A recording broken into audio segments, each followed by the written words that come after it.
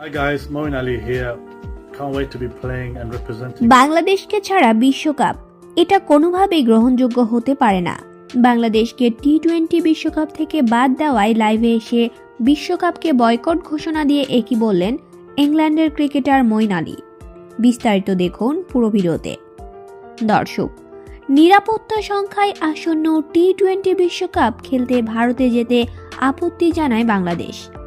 BCB venue পরিবর্তনের জন্য আইসিসিকে অনুরোধ করলেও তা রাখেনি ক্রিকেটের সর্বোচ্চ নিয়ন্ত্রক সংস্থা। শেষ পর্যন্ত বাংলাদেশের বিকল্প হিসেবে স্কটল্যান্ডকে খেলানোর সিদ্ধান্ত নেয় আইসিসি।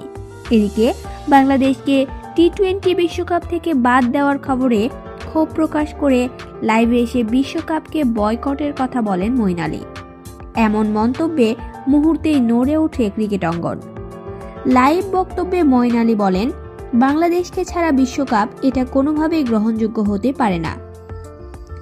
তার মতে বাংলাদেশ ক্রিকেট বিশ্ব ক্রিকেটের একটি গুরুত্বপূর্ণ অংশ, যাদের বাদ দিয়ে কখনোই বৈশ্বিক টুর্নামেন্ট পূর্ণতা পায় না। মঈন আলী আরও বলেন, বাংলাদেশ ক্রিকেট বছরের পর বছর ধরে নিজেদের শক্ত অবস্থান তৈরি করেছে। কোটি কোটি সমর্থকের আবেগ, মাঠের লড়াই এবং প্রতিযোগিতার মান সবকিছু মিলিয়ে বাংলাদেশ ছাড়া টি-20 বিশ্বকাপ কেবল নামেই বিশ্বকাপ হবে।